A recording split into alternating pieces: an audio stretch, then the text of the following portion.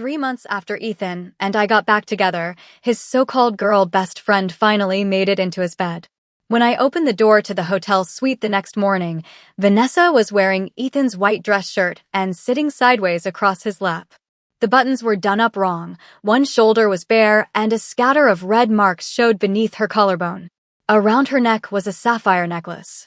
The necklace Ethan had promised to give me for my birthday. Vanessa did not climb off him when she saw me. Instead, she slipped an arm around his neck and smiled. "Claire, don't make that face again. You look like you want to murder someone." I wasn't making any face at all. That seemed to disappoint her. She patted Ethan's cheek as if he were an oversized dog that had misbehaved. "We all drank too much last night. We accidentally ended up in the same bed. That's all." She turned to him. "It doesn't mean anything, right, idiot?" Ethan looked terrible. His hair was disordered, his shirt was open at the throat, and a smear of lipstick still stained the collar. The moment he saw me, he stood so fast Vanessa nearly slid to the floor. "Claire, let me explain." I glanced at the dress on the carpet, the empty champagne bottles, and the rumpled sheets visible through the bedroom door.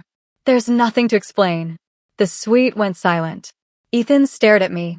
Vanessa stared at me. They were both waiting for me to explode.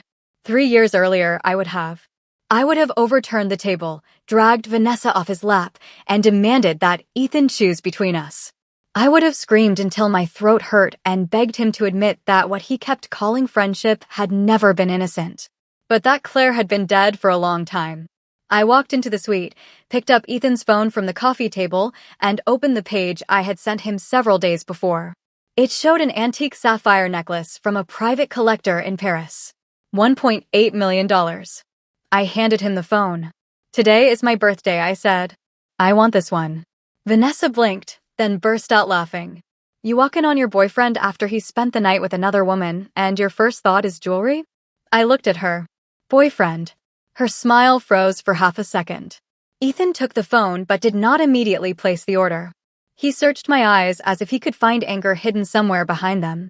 "You're really not upset?" "It was an accident," I said calmly. "You were drunk." He kept staring. I stepped closer and straightened his crooked collar. "Besides, you've always told me Vanessa is family." Vanessa's smile returned. "Family isn't quite right." She settled back onto his thigh. "We're more like brothers. I'm his girl, bro. I'm not like those women who spend all day trying to seduce somebody else's man." I nodded. "I understand now." Ethan's jaw tightened. He did not look relieved by my maturity. If anything, he looked more uneasy than he had when I entered. 10 minutes later, he bought the necklace. The payment confirmation was automatically copied to my attorney, Rachel Kim. Ethan was listed as the purchaser. I was listed as the recipient. Ownership was registered to the Bennett Family Trust. From that moment on, no matter whose neck the necklace eventually rested against, it belonged to me. It was the first thing Ethan returned to me after I came back. The first installment on a debt he did not yet understand he owed. Neither Ethan nor Vanessa knew that I had not returned because I still loved him. I had returned to take back everything that was mine. I met Ethan Mercer when I was 23. He was the only son of Richard Mercer, founder of Mercer Capital. He was wealthy, handsome, clever, and carried a last name that opened almost every door in Boston finance. At the time, he had just graduated from business school and was determined to build a technology company without relying on his father. He had ambition. He did not have a product. I did. My mother had been a software engineer. Before she died, she developed the foundation of a data analysis system capable of detecting disruptions across global supply chains. During graduate school, I finished the algorithms she had left behind and turned them into a platform that businesses could actually use. The technology belonged to me. The company's initial $8 million in startup capital also came from the trust my mother left me. All Ethan brought was the Mercer name. At first, I believed that was enough. I handled product, engineering, and clients. Ethan handled financing, publicity, and business relationships. When we incorporated, Richard suggested calling the company Mercer Meridian Technologies. "Investors will trust a Mercer," he told us. "They won't trust an unknown 23-year-old engineer." Ethan squeezed my hand under the conference table. "A name is just a name," he whispered. "Half of this company will always be yours." I believed him.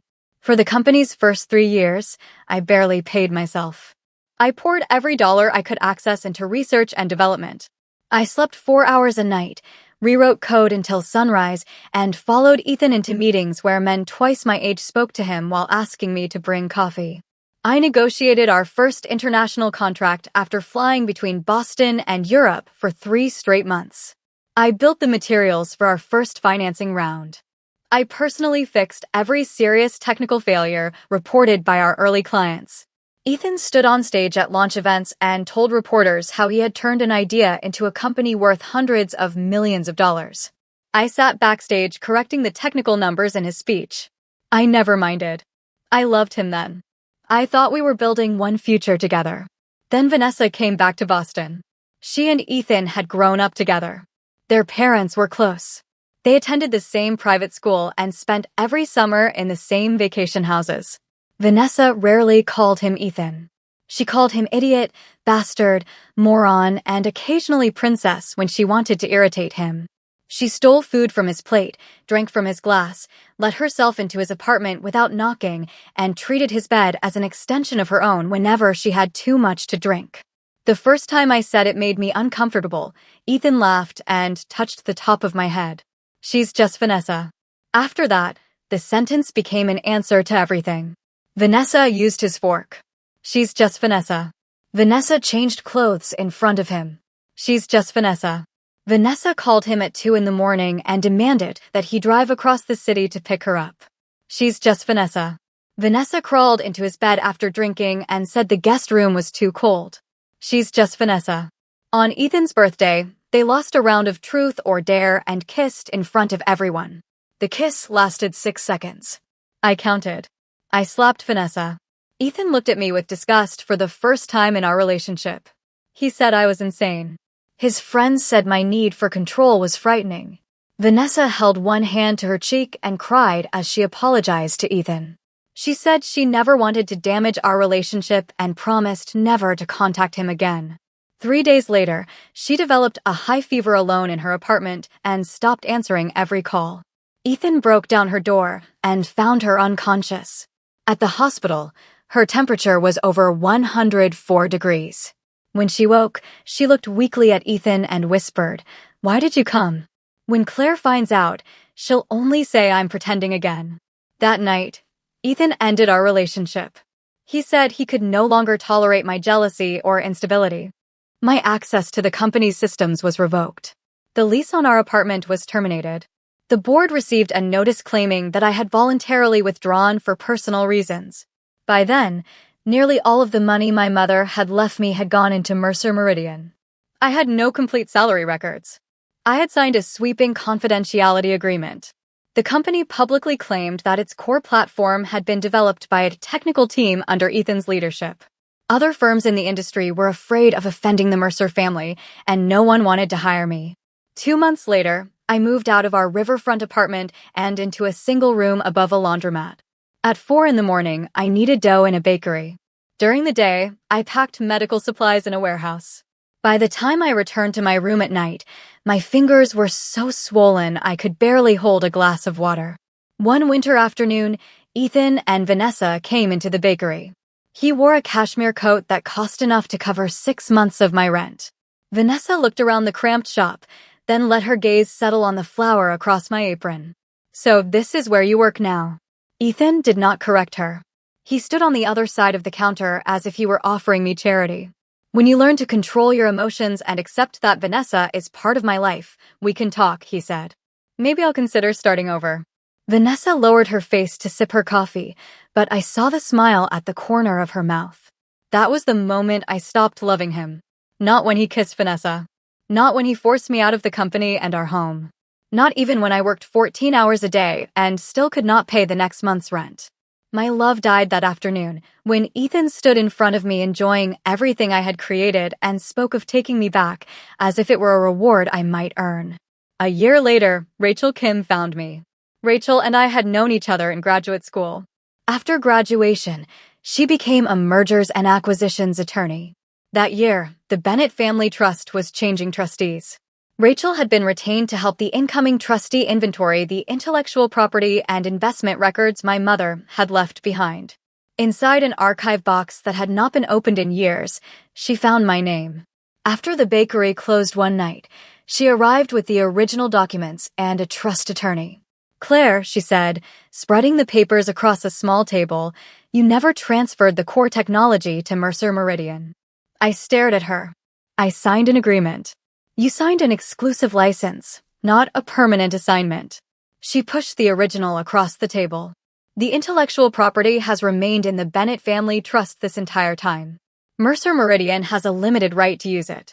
If you were removed without reasonable compensation and the company concealed the true contribution of its founder, the license can be reviewed for breach." I read the agreement 3 times. Then Rachel placed another document in front of me. "There's more." My original $8 million contribution had been recorded as convertible founder financing. In Mercer Meridian's IPO data room, a scanned copy was marked as settled through a founder restructuring. But the original contained no waiver signed by me and no evidence that the financing had ever been converted into equity.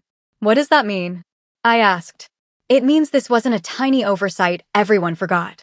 Someone treated it as resolved when it never was. You may still be entitled to a substantial portion of the founder equity." Mercer Meridian was preparing to go public. Its valuation had already passed $1 billion. The underwriters had raised questions about ownership of the core technology and the treatment of the early financing. A formal objection from me would stop the IPO. But Ethan had access to the best attorneys the Mercer family could buy. A direct lawsuit could still take years. I did not have enough money to fight indefinitely, and I did not want to spend the rest of my life in court. Rachel studied me across the table. "There may be another way." She showed me messages Ethan had sent to mutual friends. "Has Claire ever asked about me? Is she seeing anyone? Is she still angry about Vanessa? Why did she stop talking to everyone?" There were more than I expected. "He hasn't let you go," Rachel said. "If you go back, he may bring you into the company again. And if guilt and trust make him willing to sign documents he would otherwise fight, we can resolve this without spending years in litigation." She did not suggest that I steal files or forge promises. She prepared a formal intellectual property objection, a founder claim notice, and a settlement framework that would have to be reviewed by independent attorneys for both sides. Whether Ethan signed anything would be his decision. I looked down at the original license. For 3 years, Ethan had stood in the world I created and accepted the applause, wealth, and admiration as his own. He had called my pain jealousy, my anger madness, and my resistance abuse. Then he had demanded that I become a better-behaved woman before I could deserve him again. I raised my eyes to Rachel. "Prepare the documents." 2 months later, Ethan and I got back together. I apologized to him. I told him I had been too sensitive, too insecure, too quick to see threats where none existed. I said I finally understood that Vanessa was family to him. Ethan believed me because I was giving him the answer he had wanted for years. The first time Vanessa sat on his lap after our reunion, I smiled. The first time she took the drink from his hand and finished it, I ordered another bottle. When she kissed his cheek in front of me, I offered to take a picture of them. The calmer I became, the more uneasy Ethan looked. And the more triumphant Vanessa became. She mistook my silence for surrender. The night in the hotel was the first time they crossed the final line after Ethan and I reconciled. Someone anonymously sent me the suite number. I was almost certain it was Vanessa. She wanted me to burst through the door screaming. She wanted me to claw at her hair and smash bottles so everyone could point at me again and say that I was the real problem. Instead, I asked for a $1.8 million necklace. Ethan insisted on driving me home from the hotel. He kept glancing at me from behind the wheel. "Claire, you really have changed." I was scrolling through a listing for a penthouse overlooking Boston Harbor and did not look up. "Isn't that what you wanted?" "That's not what I meant." "Then what did you mean?" He had no answer. His phone rang. Vanessa's name appeared on the screen, and he answered almost immediately. "Where are you?" she demanded loudly enough for me to hear. I slipped getting out of the shower. "My ankle won't move. Call a doctor." "I called you because I want you to come here. I'm taking Claire home." There was a 2-second silence. "Forget it," Vanessa said coldly. "I'll crawl to the hospital myself." Ethan tightened both hands on the steering wheel. The old me would have grabbed his arm and begged him not to go. I smiled instead. You should check on her. He turned toward me. It's your birthday. I can call a car. Vanessa exaggerates. She might also be genuinely injured. He watched me for a long moment. I'll take you home first. I nearly laughed. I did not know what Vanessa said next, but 20 seconds later Ethan pulled to the curb. She says it's already swelling. That sounds serious. I'll come back tonight and have dinner with you. Okay. He never came back. At 10 that night, Vanessa posted a photograph. She was sitting on Ethan's kitchen counter with her supposedly injured foot resting on his thigh. The first sapphire necklace, the one he had originally promised me, hung around her neck. The caption read, "The idiot finally remembered who the most important girl in his life is." I took a screenshot and sent it to Rachel. Her reply came almost immediately. "The invoice and gift registration are in your name. Wearing it does not make it hers." I turned off my phone and slept well. The following evening, Ethan called and told me Vanessa had arranged a birthday party for me at a private club. When I arrived, they were playing Truth or Dare. Vanessa sat in the center of the group as if she were the guest of honor. "Claire, come sit down," she called. "You're so understanding now. You can take a joke, right?" She pulled a card. "Whoever draws the ace has to kiss me for 10 seconds. Someone turned over the cards. Ethan had the ace. The room went quiet. Every face turned toward me. Vanessa made an exaggerated show of discomfort. "Well, this is awkward." "It isn't awkward," I said. I sat beside Ethan and opened the camera on my phone. "Go ahead." His expression darkened. "You want me to kiss her?" "It's only a game." Vanessa wrapped her arms around his neck. "Your girlfriend said yes. Don't embarrass me." She kissed him. 10 seconds passed. Then 15. Then 20. Their friends began to cheer. I kept filming. In the middle of the kiss, Ethan opened his eyes and looked at me. I gave him a thumbs up. He shoved Vanessa away so abruptly that she almost fell off the sofa. Then he grabbed my wrist and pulled me into the hallway. "What is wrong with you?" I looked down at his hand around my wrist. "I'm fine." "Then why didn't you stop us?" "I thought you and Vanessa were like brothers." His face stiffened. "You always told me that a secure woman wouldn't get upset over little things like this," I continued. "This wasn't a little thing." "Then why did you do it?" "That isn't the point." "What is the point?" "Your attitude." "What attitude do you want?" I tilted my head. "Should I run back inside and pull her hair? Slap her? Break a bottle and force you to choose?" His answer came automatically. "You are never going to hurt her again." I looked at him in silence.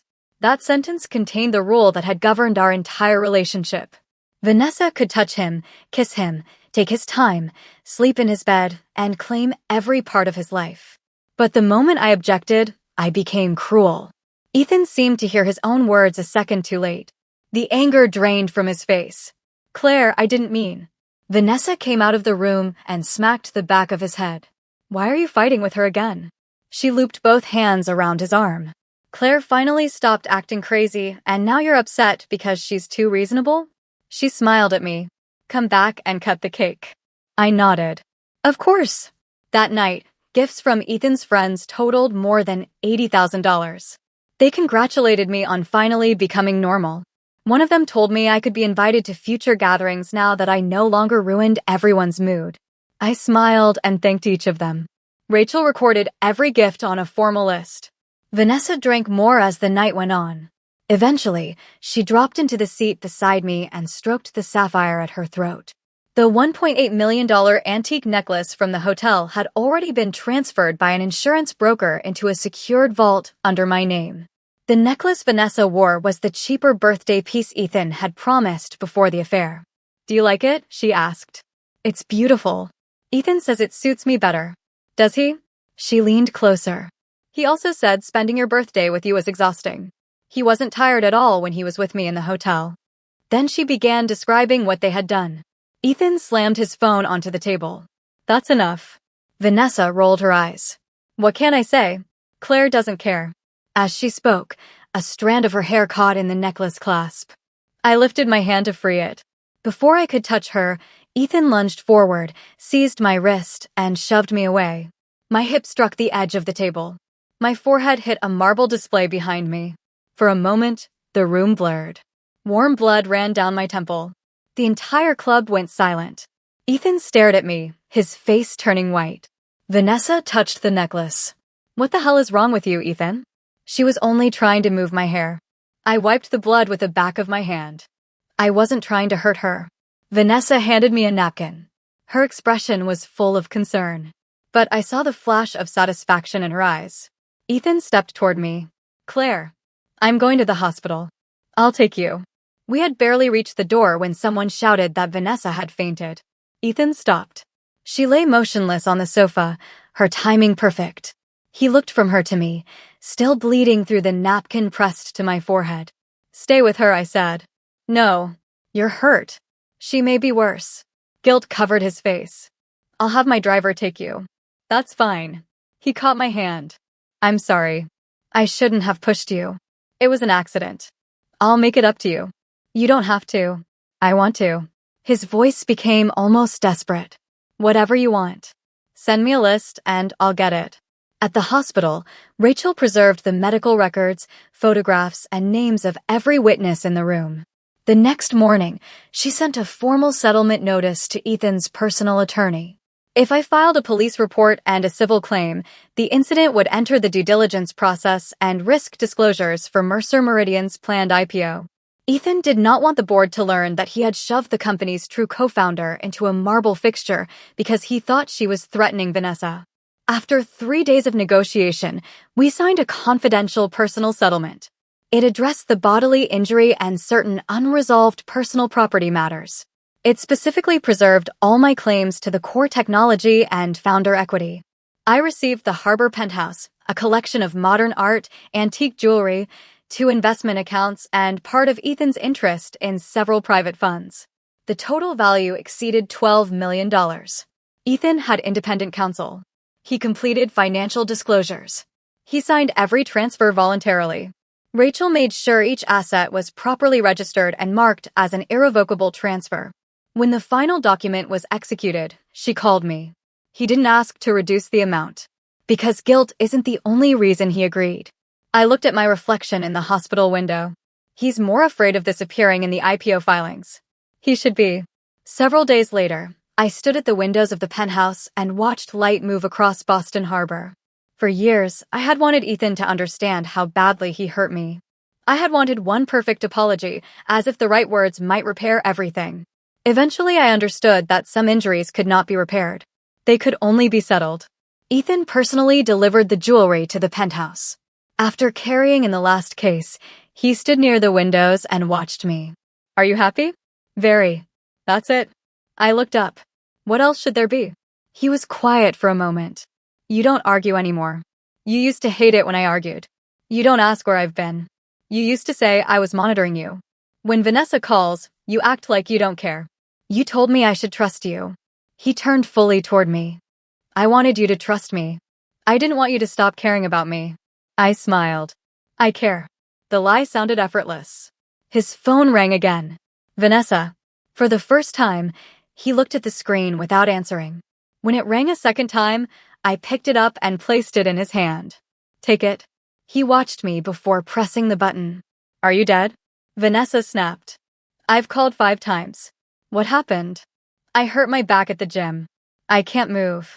Call a physical therapist. I don't want some strange man touching me. You always used to massage it. I'm with Claire. Silence. Then Vanessa laughed coldly. So that's how it is now. Fine. I'll find another man who actually wants to take care of me. Ethan's expression changed. Who? None of your business.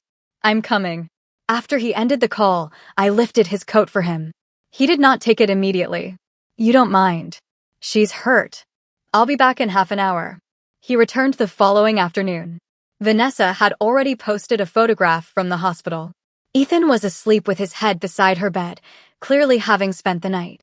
Some people always come when you need them, the caption said. Knowing who matters most is enough. Ethan sat on the edge of my bed. Claire, I'm sorry. It's fine. No, it isn't. I was wrong. She needed you. She always exaggerates. Then why did you stay all night? He had no answer. After a long silence, he took my hand.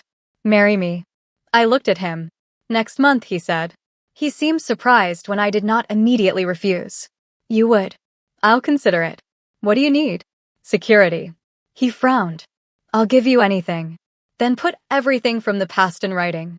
The next day, Rachel did not send Ethan one ordinary prenuptial agreement. She sent 3 separate sets of documents into negotiation. The first was a standard premarital property agreement. It confirmed each party's separate assets, liabilities, and completed personal transfers. It did not touch Mercer Capital or anything owned by Richard Mercer. The second was a founder settlement agreement. It confirmed that the core technology had always belonged to the Bennett Family Trust. It acknowledged that my original $8 million had been convertible founder financing that was never properly converted. To settle those claims, Ethan would transfer to me 18% of the company's voting power from his personally held Class B shares. The third document was an irrevocable voting trust and conditional escrow agreement. Mercer Meridian had a dual-class share structure. Ethan personally controlled 61% of the Class B voting power. Richard controlled 12%. Early investors, employees, and other shareholders collectively controlled the remaining 27%. After transferring 18% to settle my founder claim, Ethan would retain 43%. 36% of that would be placed into third-party conditional escrow. The final 7% would remain in his own name. Vanessa's name did not appear anywhere. The provisions were written in neutral language. If either party voluntarily abandoned the marriage before the ceremony began, or if an undisclosed intimate relationship or material breach of trust emerged after execution, the escrow agent could freeze the shares and, after review, release the voting rights. If all 36% was released, the 18% already assigned to my founder trust would bring my total voting control to 54%. The existing shareholder agreement was amended in advance to recognize the Bennett Founder Trust as a permitted transferee. That prevented the company from later rejecting the transfer on technical grounds. Both sides were required to make full financial disclosure. Ethan had his own attorney. Rachel and an outside firm represented me. The negotiations lasted 21 days. Ethan's attorney pushed to narrow the triggering events. Richard demanded that Ethan abandon the voting trust entirely. At the same time, the IPO underwriters had confirmed that Mercer Meridian never received a permanent assignment of the platform it depended on. Without my renewed consent, the offering would be suspended. Ethan believed we were about to marry. He assumed a permanent technology license would become effective after the wedding. He was also completely certain he would never trigger an abandonment clause. So he signed. The board and existing shareholders approved the Bennett Founder Trust as a permitted transferee. Ethan brought the executed documents to my penthouse himself. You really think I would leave our wedding for someone else? You left on my birthday. That was different. You shoved me hard enough to split my forehead open, and you still stayed with her. She fainted. You spent the night at the hospital. She said she was in pain. I closed the folder. There is always a reason. Ethan crouched in front of me. The wedding will happen. And after the wedding, I'll keep my distance from her. You've said that before. This time I mean it. He took a ring from his pocket. A 10-carat emerald-cut diamond. It was almost identical to a ring I had saved online years earlier. Marry me, Claire. He looked sincere. That was the most tragic thing about Ethan. When he said he loved me, he truly believed it. When he promised to stay, he intended to stay. And every time Vanessa called, he convinced himself he was only leaving for a moment. He always believed he would come back. But his love had never been strong enough to make him refuse her. I held out my hand. Yes. Ethan planned the wedding on a scale that made society magazines compete for access. He flew to Paris to commission my dress. He rented an oceanfront estate in Maine. He replaced the flowers in the winter gardens with thousands of white roses because I had once said they were my favorite. The pastry chef was someone whose work I had followed online years earlier. Ethan found every wedding photograph I had ever saved and asked his team to recreate the details one by one. When an assistant handed me the finalized schedule of the Founder Trust and escrowed assets, she sounded almost breathless. Mr. Mercer has been extremely generous. I turned the last page. Yes. He said he wanted you to feel secure. I smiled. I do. The harbor penthouse. 2 vacation properties. The art. The investment accounts. 18% of Mercer Meridian's voting power. 36% more already deposited in conditional escrow. Every document had been signed and pre-registered. 2 weeks before the wedding, Vanessa appeared at my apartment without warning. She was no longer pretending to be friendly. You think you won? I didn't know we were competing. We have been from the beginning. She walked slowly around the living room, studying the paintings Ethan had transferred to me. Her gaze paused for 1 second on a folder stamped Bennett Founder Trust. Then she looked away. You really have changed. Everyone says that. You used to lose your mind if I touched him. I used to care about many things. She stopped in front of me. Ethan doesn't love you the way you think he does. I know exactly how he loves me. He will always choose me. Then what are you worried about? My calm began to disturb her. I could call him right now and say I need him. No matter what he is doing, he would come. Maybe, even on your wedding day. I met her eyes. We stood in silence for several seconds. Finally, I smiled. That would be his choice, not mine. The morning of the wedding was bright and bitterly cold.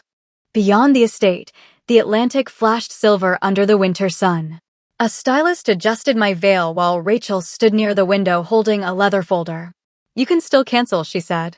The founder settlement is complete. Ownership of the technology has been confirmed. You don't need to prove anything to anyone. I know. Then why walk into the chapel? I looked at myself in the mirror. I'm not waiting for him to fail. If Ethan appeared as promised, the permanent technology license would take effect after our marriage and the company could continue toward its IPO. If he voluntarily abandoned the ceremony, the escrow agent would handle the voting rights under the documents he signed.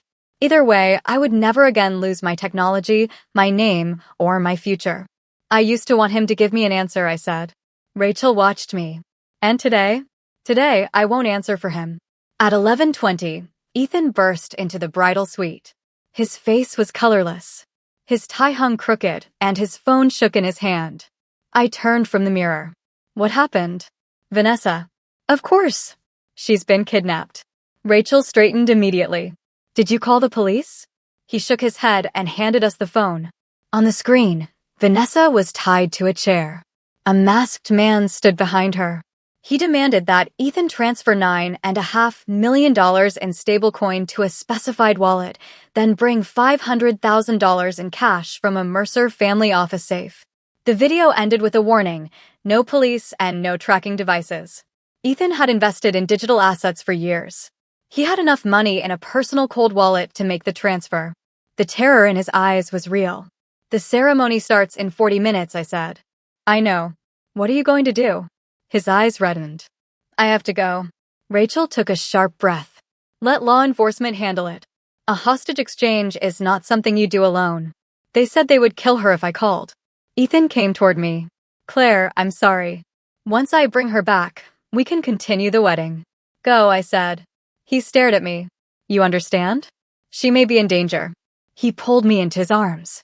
I'll come back. I swear. Then, in front of us, he messaged the wedding director and ordered the ceremony paused and all guest entry suspended until further notice. Over his shoulder, I looked at Rachel. She did not stop him for me. From that moment, the choice belonged entirely to Ethan. The escrow clause did not require anyone to decide whom he loved. It required only the time of departure, the estate's entry records, and the written cancellation instruction he had sent himself. He kissed my forehead and ran. 10 minutes later, Rachel issued preservation notices to the escrow agent, company counsel, and the board. The wedding was formally suspended. The 36% of voting power in conditional escrow entered an interim freeze. I removed the wedding dress and prepared to leave through a private service exit. A temporary security supervisor wearing an estate credential told me the main entrance had been blocked by guest vehicles and reporters. He said a replacement driver was waiting at the rear service lane. Rachel frowned and started to follow me, but company counsel called at that exact moment and demanded immediate confirmation of the escrow notice. The car is only a few yards away, I told her. I stepped through the service door. The driver who should have been waiting was gone. A black cargo van with no wedding markings sat beside the wall. I turned to go back inside. Someone came up behind me and pressed something over my mouth and nose. The world went dark. When I woke, my hands were tied behind a chair. The room smelled of dust, rust, and motor oil. Vanessa sat several yards away, tied to another chair. Two masked men stood near the door. A third held a knife. My head throbbed. I looked down at the diamond bracelet around my wrist. After Vanessa's visit to my apartment, Rachel had insisted that a security firm make it for me. A locator and emergency transmitter were hidden inside the setting. It had no camera and no audio recorder. It did only one thing: continuously send my location to Rachel and the security center.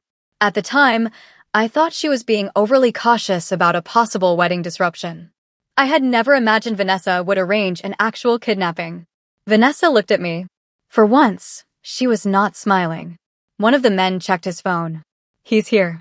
More than 3 hours after leaving the estate, Ethan entered the warehouse. He carried a black travel bag in one hand and a silver hardware wallet in the other. His eyes moved between Vanessa and me. Let them go. The man with the knife laughed. The $9.5 million in stablecoin cleared? You confirmed it on chain. And the $500,000 in cash? Ethan threw the travel bag onto the floor. It's all there. The man opened the bag, looked inside, and raised his head. 10 million buys one woman. Ethan's face changed. What are you talking about? You choose. The knife touched Vanessa's throat, then pointed toward me. Your girl best friend, or the bride you were supposed to marry today. You have the money. Release both of them. That isn't the deal. Vanessa began to cry. This time, her fear sounded real. Ethan. He looked at her. She pressed one hand against her abdomen. I'm pregnant. The warehouse fell silent. Ethan stared at her. What? The doctor said 8 weeks, she whispered. It's yours. The hotel night had been 6 weeks earlier. Since obstetric dating usually begins from the first day of the last menstrual period, the timeline sounded possible on the surface. She had clearly calculated exactly what number to give him. I did not know whether she had a real medical report. Ethan did not ask to see one. In fear and chaos, he heard only one word. Baby. Vanessa doubled over. My stomach hurts. Ethan took a step toward her.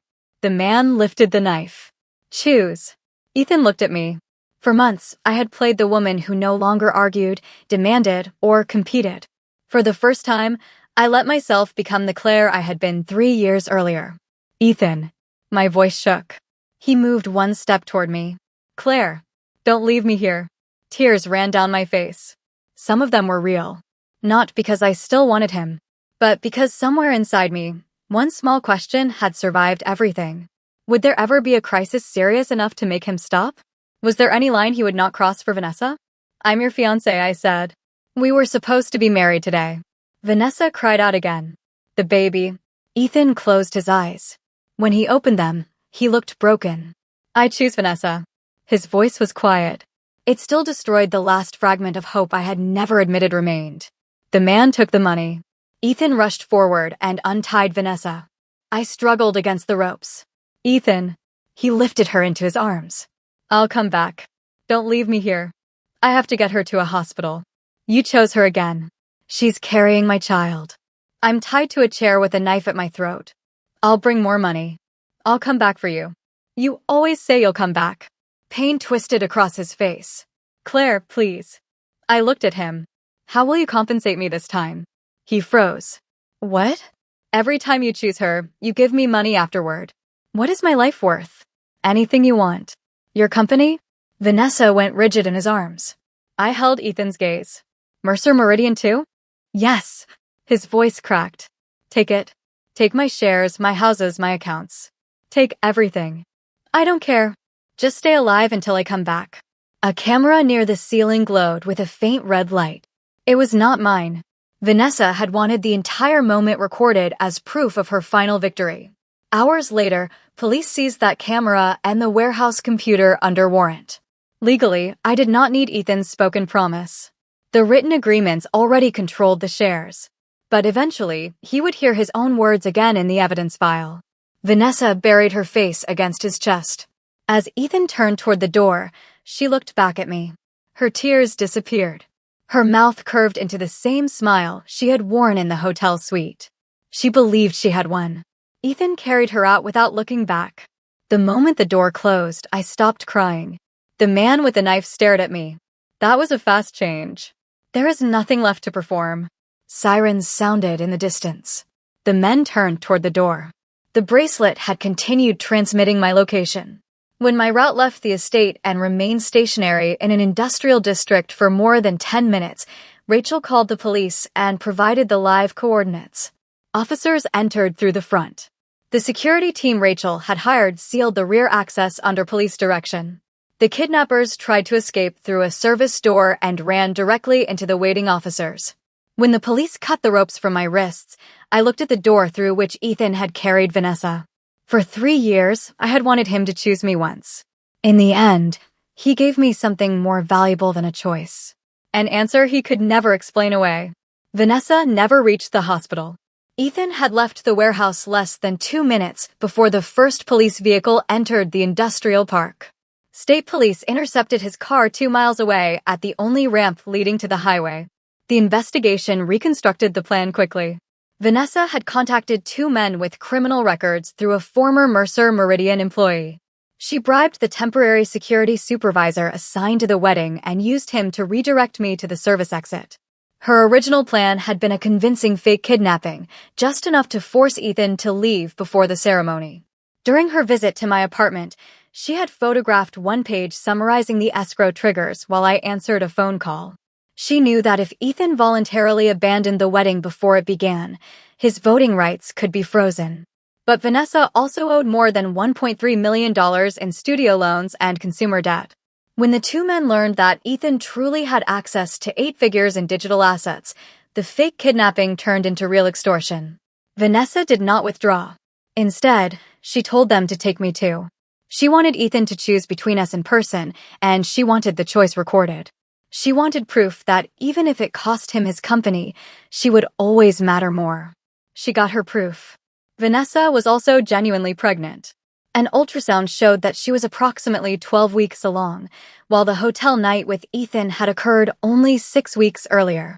Police later recovered months of messages and hotel records between Vanessa and a married trainer from her private gym. A prenatal paternity test several weeks later formally confirmed that he was the father. At the police station, Ethan first learned only that the pregnancy timeline did not match. By then, the escrowed voting rights were still frozen pending review, but he had already lost immediate control of the company. I spent one night in the hospital. At 8 the next morning, Rachel entered my room with coffee and a tablet.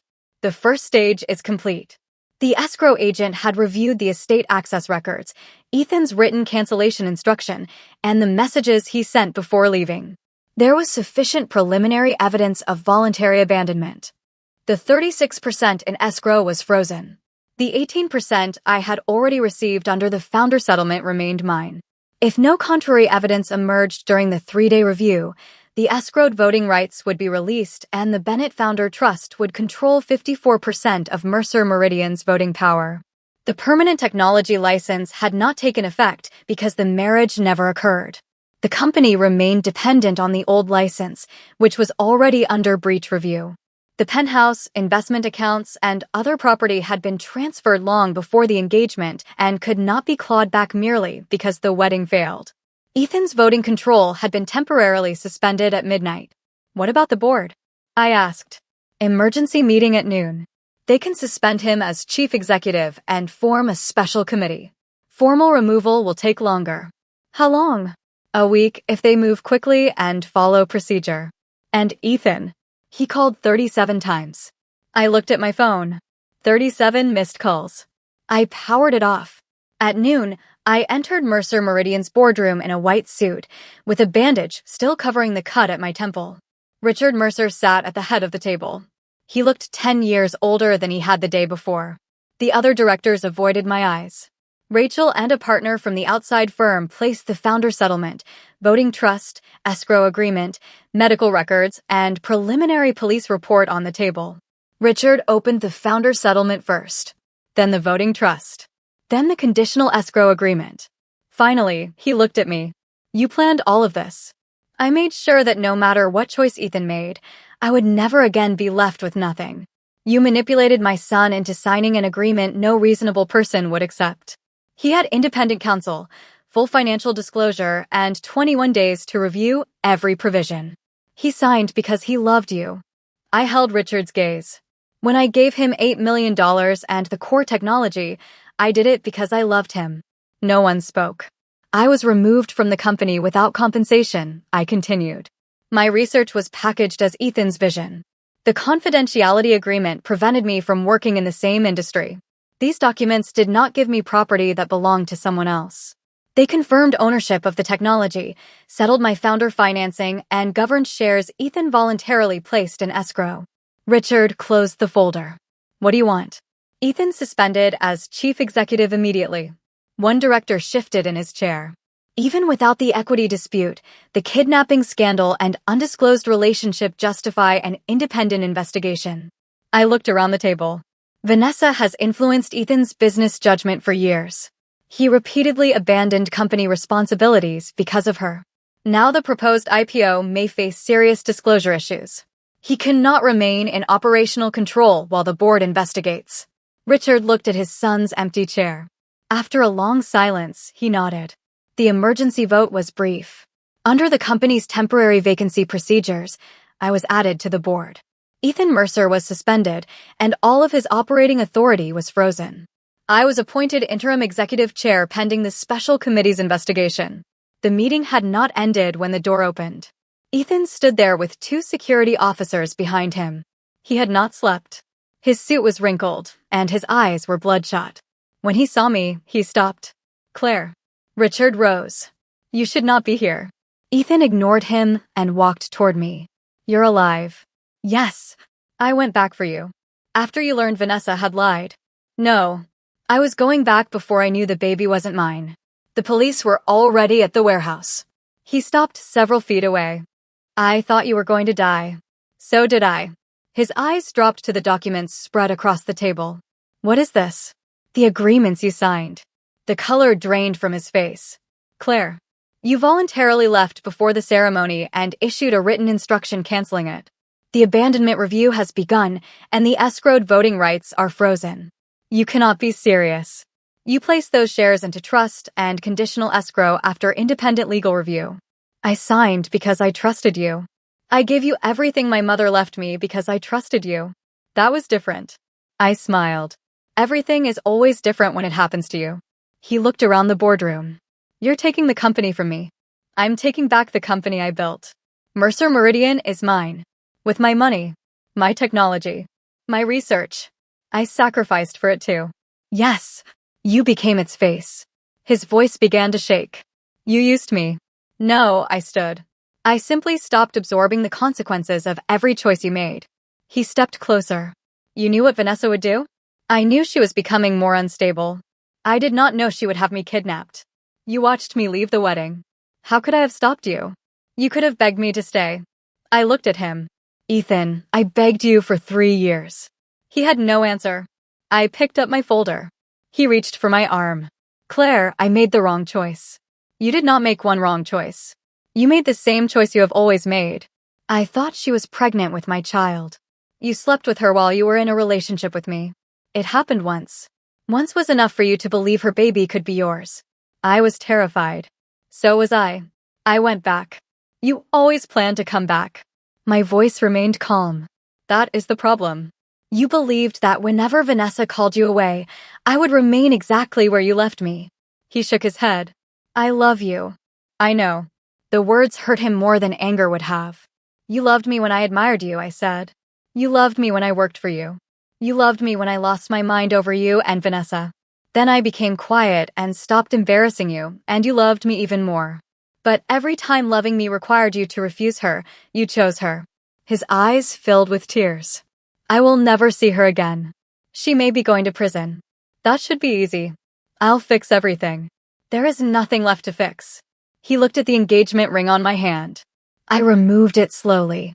For one moment, I remembered Ethan at 23, eating cold takeout with me at 3 in the morning, watching me write code, promising that we would build a future together. Perhaps that version of him had once been real. But he had been gone for too long. I placed the ring on the table. You always wanted a girlfriend who would never be jealous of Vanessa, I said. Now you finally have one. He stared at me. What does that mean? It means I will never ask where you went. I will never care if you spend the night with her. I will never become angry when you kiss her, choose her, or destroy your life trying to save her. Claire. I walked toward the door. Because I don't care anymore. 3 days later, the escrow agent and company counsel completed the voting rights registration. The 18% I already held, combined with the 36% released from conditional escrow, gave the Bennett founder trust 54% of Mercer Meridian's voting power. 1 week later, the special committee completed its independent investigation. Ethan was formally removed as chief executive, and I was appointed executive chair. 3 months later, Vanessa pleaded guilty to conspiracy, extortion, kidnapping, and obstruction-related charges. The prenatal paternity test confirmed that the married trainer from her private gym was the father of her child. He did not leave his wife, and he refused to pay any of Vanessa's legal expenses. Ethan sold part of his remaining personal assets to cover criminal and corporate counsel, board-related claims, and settlements arising from failures in the company's IPO disclosures. Richard barred him from Mercer Capital. The official statement said Ethan was taking an extended leave. Everyone understood that the Mercer family had abandoned him. Mercer Meridian did not collapse. 6 months later, we restarted the public offering process and opened a new research center. It was named after my mother. For the first time, the name on the company headquarters changed. Bennett Meridian Technologies. Ethan wrote me many letters. I returned every one unopened. Twice, he waited outside my office building. Security escorted him away both times. On the first anniversary of the canceled wedding, I stood on the top floor of the new research center and looked out across Boston Harbor. Rachel came over with 2 glasses of champagne. Do you ever think about him? I considered the question. I miss the person I once believed he would become. That isn't the same thing. No, I said. It isn't. Below us, employees crossed the plaza carrying laptops and coffee. The company was alive. It was no longer Ethan's. It was no longer the Mercer family's. It was mine. Rachel lifted her glass. To finally getting everything back. I touched my glass to hers. I did not take Ethan's life away from him. I took my technology, my money, my name, and my future out of his hands. Everything else he lost had never belonged to me. It was simply the price of every choice he made. For years, Ethan had believed that no matter how many times he ran to Vanessa, I would still be standing in the same place when he turned around. For years, he was right. He was wrong only once. Once was enough.